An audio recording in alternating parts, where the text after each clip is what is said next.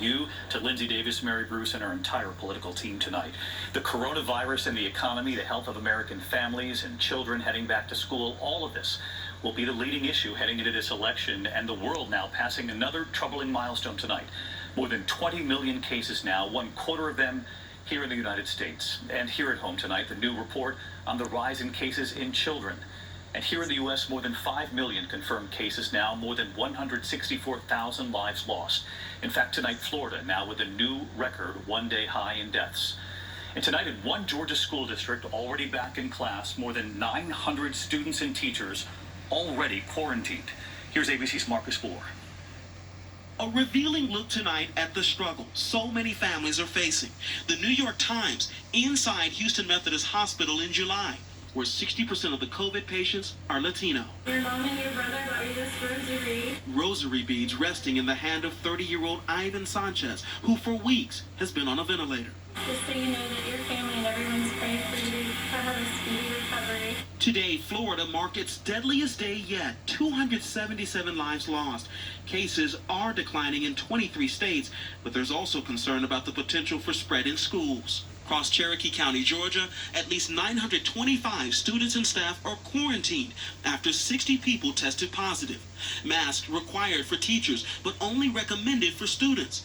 When schools reopened last week, parents were hopeful. So many of us were desperately wanting our kids to be face-to-face. I feel 100% safe. It was just 24 hours ago, Dr. Anthony Fauci was asked about those images of school children in packed hallways, many without masks.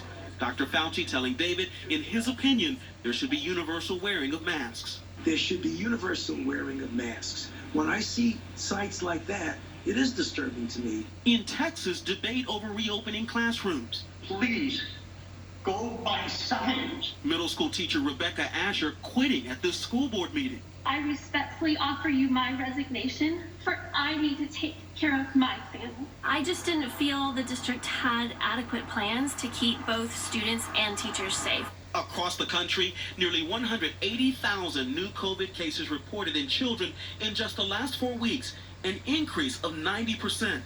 6-year-old Jaden Coulter of Philadelphia was severely sickened by that rare multi-inflammatory syndrome. They had to put breathing tubes down his throat with IVs coming from his neck, his arms.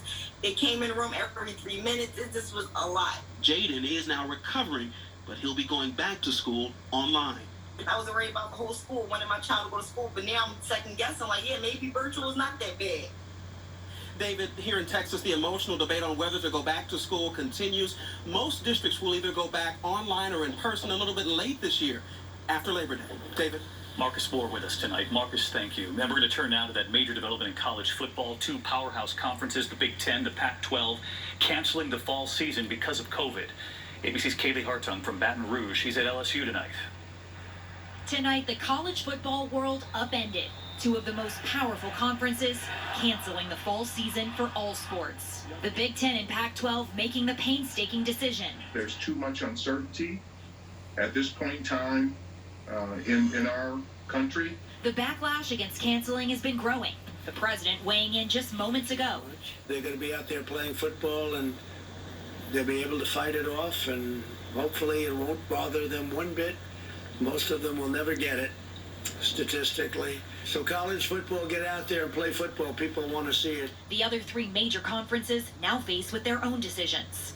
At LSU, the defending national champions are taking measures to protect their players, using thermal body cameras for temperature checks, UV lights, and upgrades to helmets. Head coach Ed Ogeron says safety is his top priority, but wants to play in front of his fans. Well, I expect at least 50% of the fans to be there. 50%? I would expect that. That's 50,000 people. Yeah. Well, David, those conferences that have canceled their fall season say they hope to play in the spring. But here at LSU and across the Southeastern Conference, they are still scheduled to play in just 6.5 weeks. David? All right, we'll be keeping our eye on that.